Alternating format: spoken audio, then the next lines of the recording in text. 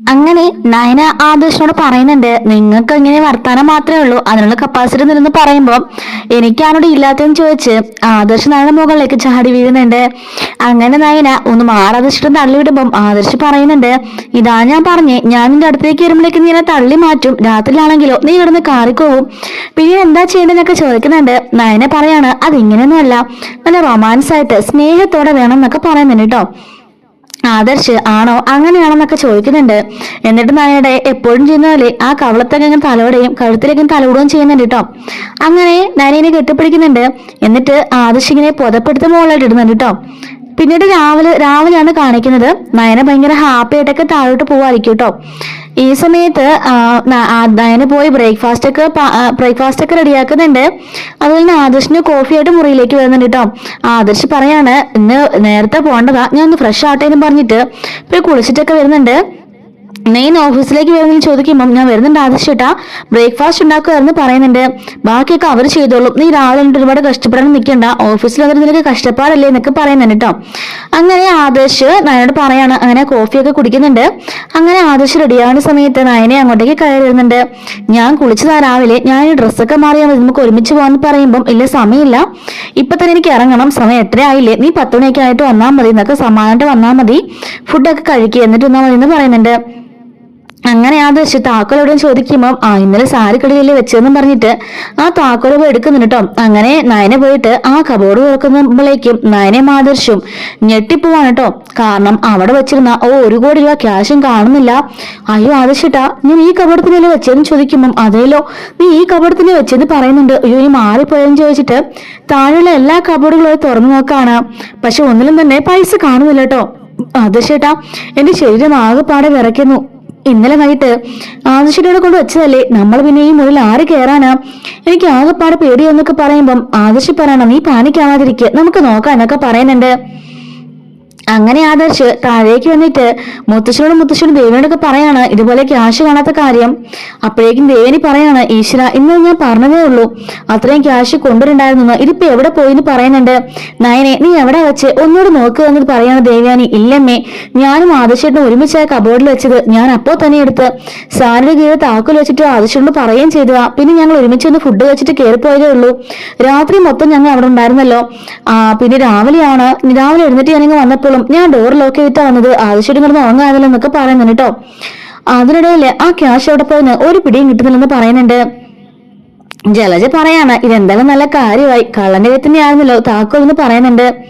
അതെന്താ അപ്പച്ചി ആവർത്തനം പറഞ്ഞു ചോദിക്കാണ് കേട്ടോ നയന. അല്ല, നിന്റെ കയ്യിലാണല്ലോ താക്കോൽ എന്നത്, അതുകൊണ്ടാ പറഞ്ഞത് പറയുന്നു. ഓഹോ, അപ്പൊ ഞാൻ മോഷ്ടിച്ചെന്നാണോ ജലജാപ്പച്ചി പറയുന്നേ? സംശയമുണ്ടോ? നിന്റെ മുറിയെ കൊണ്ട് വെച്ച സാധനം കാണുന്നില്ലെങ്കിൽ അത് നിന്നെ തന്നെ പറഞ്ഞാൽ മതി എന്ന് ജലജ പറയുന്നുണ്ട്. അങ്ങനെയാണെങ്കിൽ ഇവിടുത്തെ CCTV ചെക്ക് ചെയ്ത് നോക്ക്, ഞാൻ എന്റെ വീട്ടിലേക്കോ പുറത്തോക്കോ എവിടെയെങ്കിലും പോയിട്ടുണ്ടോ നോക്ക്, അതുപോലെ തന്നെ ഈ വീടിന്റെ മുക്കും മൂലയും അരച്ചു വിളക്കി നോക്ക്, ഞാൻ ക്യാഷ് കൊണ്ടുവച്ചിട്ടുണ്ടെങ്കിൽ അത് കാണാലോ എന്നൊക്കെ നയന പറയാണ്. അപ്പോഴേക്കും ദേവനി പറയാണ്, ശരിയല്ലേ നയന പറഞ്ഞത്, പണ്ടും ഇതുപോലെ മാല കാണാതെ പോയെന്നും പറഞ്ഞിട്ട് നീ ഇവരുടെ അമ്മേടെ പേരിലൊക്കെ കള്ളക്കഥ ചമഞ്ഞുണ്ടാക്കിയതല്ലേ ജലജ, എന്നിട്ട് എന്താ സംഭവിച്ചെന്നൊക്കെ ഇവിടെ എല്ലാവർക്കും അറിയാം, അതുകൊണ്ട് നീ കൂടുതലൊന്നും പറയണ്ടെന്ന് ദേവേനി പറയുന്നുണ്ട്. എന്നിട്ട് ആദർശ് പറയാണ്, അപ്പച്ചോട് ഞാൻ ഒരു കാര്യം പറഞ്ഞേക്കാം, നയനയോ നവ്യയോ അതുപോലെ തന്നെ കന അമ്മേനെ കുറിച്ച് ആവശ്യമില്ലെന്ന് പറയാൻ നിൽക്കണ്ട, പിന്നെ എന്റെ സ്വഭാവം മാറും എന്നൊക്കെ പറയുന്നുണ്ട് കേട്ടോ. ജാനകി പറയാണ്, പിന്നെ എങ്ങനെ ആദർശ് ഇവിടുന്ന് ക്യാഷ് കാണാതെ പോകുന്നത് എന്ന് പറയുന്നുണ്ട്. ആദർശ് ചോദിക്കാണ്, ഓഹോ, അപ്പൊ ഇവിടെ 2 മരുമക്കൾ മാത്രമേ ഉള്ളൂ, ഈ അനാമിക എന്താ കയറുന്ന മരുമകളല്ലേ, അപ്പൊ അവളെയും സംശയിച്ചുകൂടെ എന്ന് ചോദിക്കാണ് ആദർശ്. ജാനകി പറയുന്നുണ്ട്, ഓഹോ, അപ്പൊ നയനും നവ്യം പോലെയാണോ അനാമിക, ഗതിയില്ലാതെ മക്കളെ പറഞ്ഞു വിട്ട് ക്യാഷ് ഉണ്ടാക്കാൻ നോക്കി വരാ ഇവരെ തന്നെന്നല്ലേ, അതുപോലെയല്ല അനാമിക മോളെ, ഇവള് ജനിച്ചതേ ക്യാഷുള്ള കുടുംബത്തിൽ തന്നെയാ, കാശ് കണ്ടു തന്നെ അവള് വളർന്നതും, അതുകൊണ്ട് ഇവക്ക് അതിന്റെ ആവശ്യമില്ല, ആവശ്യമുള്ളത് ഇവര് രണ്ടുപേരുവാ, ക്യാഷ് ഇല്ലാതെ ദാരിദ്ര്യ കുടുംബത്തിൽ നിന്ന് വന്നത് ഇവളുമാർ രണ്ടുപേരുവാ, ഇവിടെ വന്നതിന് ശേഷം ക്യാഷോട് എത്ര തവണ നയനെ വീട്ടിലേക്ക് പോയിട്ടുണ്ടെന്ന് ചോദിക്കാണ്. ആദർശ് പറയാണ്, ചെറിയമ്മ അങ്ങനെ പറയണ്ട, ക്യാഷ് കൊണ്ടവള് പോയിട്ടുണ്ടെങ്കിൽ അത് ഇവിടുത്തെ ക്യാഷ് അല്ല, അവള് സ്വന്തമായിട്ട് അധ്വാനിച്ചുണ്ടാക്കിയ കാശ് കൊണ്ടവള് പോയിട്ടുള്ളത്, അതുകൊണ്ട് ഇനി മേലാൽ ചെറിയമ്മ നയനെ ഒന്നും പറയാനിക്കരുത്, പിന്നെ എന്റെ കൺട്രോൾ പോയാ ഞാനെന്താ പറയാൻ എനിക്ക് പോലും അറിയില്ല എന്നൊക്കെ ആദർശ് പറയുന്നു കേട്ടോ. അപ്പോഴേക്കും ജയൻ പറയാണ്, നിങ്ങൾ ആദ്യം എല്ലാരും മത്സരം നിർത്ത്. എടാ 9 മണിക്ക് കൊടുക്കേണ്ട ക്യാഷ് ഇല്ലേ അതെന്ന് ചോദിക്കാണ്. അതെ അച്ഛാ, അതാ എനിക്ക് ടെൻഷൻ ആവുന്നത്. സമയം 8:30 കഴിഞ്ഞു, ഇനി 1/2 മണിക്കൂർ കൂടി മാത്രമേ ഉള്ളൂ. എവിടെ നമ്മൾ ക്യാഷിന് ഇപ്പൊ ഒപ്പിക്കും? ബാങ്ക് തുറക്കുമ്പോൾ തന്നെ 10 മണിയാവുന്നു ആദർശ് പറയുന്നുണ്ട്. നമുക്ക് എവിടെന്നാലും മറിച്ച് തിരിച്ചൊക്കെ കൊടുക്കാം, നീ ടെൻഷൻ അടിക്കാതെ എന്ന് ജയൻ പറയുന്നുണ്ട്. അച്ഛാ, ഇന്ന് 1 കോടി രൂപയെ കൊടുക്കണ്ടേ? അച്ഛനൊന്ന് മറന്നുപോയോ? എത്രയും പെട്ടെന്ന് കൊടുക്കണം, ഇനി 6 മണിക്കൂർ മാത്രം നമ്മുടെ മുമ്പിലുള്ളൂ എന്നൊക്കെ എന്ന ജയനോട് ആദർശ് പറയാണ് കേട്ടോ.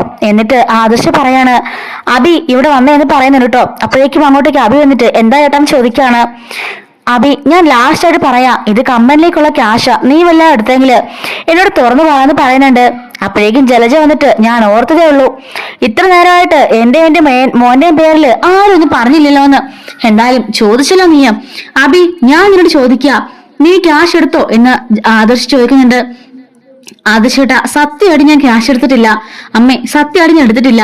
സത്യമായിട്ട് ഞാൻ പറഞ്ഞത്, അന്നൊക്കെ ഞാൻ എടുത്തിട്ടുണ്ട്, കള്ളത്തരം പറഞ്ഞിട്ടുണ്ട്. പക്ഷെ ഇപ്പൊ സത്യമായിട്ടും ഞാൻ ആ ക്യാഷ് എടുത്തിട്ടില്ല എന്ന് തന്നെ അബി തറപ്പിച്ച് പറയുന്നുണ്ട്. അല്ലെങ്കിൽ നിങ്ങൾ CCTV ഉണ്ടല്ലോ, ചെക്ക് ചെയ്ത് നോക്കോ ഞാൻ എടുത്തിട്ടുണ്ടോ എന്ന്. ഇവിടുന്ന് പുറത്തോട്ട് പോയിട്ടോ നോക്കോ, എന്റെ മുറിയോ നവ്യയുടെ മുറിയോ അമ്മയുടെ മുറിയോ 6 മുറികളിൽ നിന്ന് ചെക്ക് ചെയ്ത് നോക്കോ.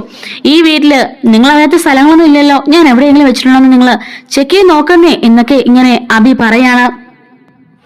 അപ്പോഴേക്കും ദേവേന ചോദിക്കുന്നുണ്ട്, നയന ഇന്നലെ ആദർശ ക്യാഷ് കൊണ്ടുവന്നതിന് ശേഷം ഞങ്ങൾ സംഭവങ്ങളൊക്കെ പറയുന്നുണ്ട്. നയന പറയാണ്, ആദർശിനെ ക്യാഷ് കൊണ്ടുവന്നിട്ട് എന്നോട് കാര്യങ്ങളൊക്കെ പറഞ്ഞു. അപ്പോഴേക്കും കബോർഡിൽ വെച്ചിട്ട് ഈ ക്യാഷ് വെച്ച് ഞാൻ ലോക്ക് ചെയ്തിട്ട് സാരിക്കടയിൽ കീയും വെച്ചിട്ട് ആദർശിനെയും കാണിച്ചെന്ന് പറയുന്നുണ്ട്. എന്നിട്ട് കോഫി കുടിക്കാന്നും പറഞ്ഞ് ആദർശിനെയും കൂട്ടി ഞാൻ ഡോറ് അടച്ചിട്ട് താഴേക്ക് ഇറങ്ങി വന്നു. സാധാരണ ഡോർ ആറ് ഇവിടുത്തെ ലോക്ക് ചെയ്യാറില്ലല്ലോ. അത് അടച്ചിട്ട് ഞാൻ താഴേക്ക് ഇറങ്ങി വന്ന് സ്നാക്സ് ഉണ്ടാക്കി കോഫിയും ആദർശേട്ടനും കൊടുത്തു. അതിനുശേഷം ആദർശേട്ടൻ മുറിയിലേക്ക് പോയി, ഞാനും ആ പുറകെ തന്നെ പോയായിരുന്നു. ശേഷം അത്താഴത്തിന് സമയമായപ്പോഴേ പിന്നെ ഞങ്ങൾ ഇറങ്ങിയൊക്കെ വന്നത്. എന്നിട്ട് എല്ലാവരുടെ അത്താഴമൊക്കെ കഴിച്ചതിന് ശേഷം വീണ്ടും ഞങ്ങൾ കയറിപ്പോയി കിടന്നുറങ്ങി. പിന്നീട് രാവിലെ ഞാൻ ഇറങ്ങി വരുന്നത്. എന്നിട്ട് നയനെ പറയാൻ കേട്ടോ, ഞാൻ കുളിച്ചിട്ട് താഴേക്ക് വന്നിട്ട് ഞാൻ ബ്രേക്ക്ഫാസ്റ്റ് ഒക്കെ ഉണ്ടാക്കി ശേഷം ആദർശിനെ പോയി വിളിച്ചുണർത്തി. അപ്പം ആദർശ് പറയാണ്, ആരില് വന്നിട്ടുണ്ടെങ്കിലും ഞാൻ അറിയേണ്ടതാമേ, രാവിലെ ആരും മുറിയിലേക്ക് വന്നിട്ടില്ല എന്ന് പറയുന്നുണ്ട്.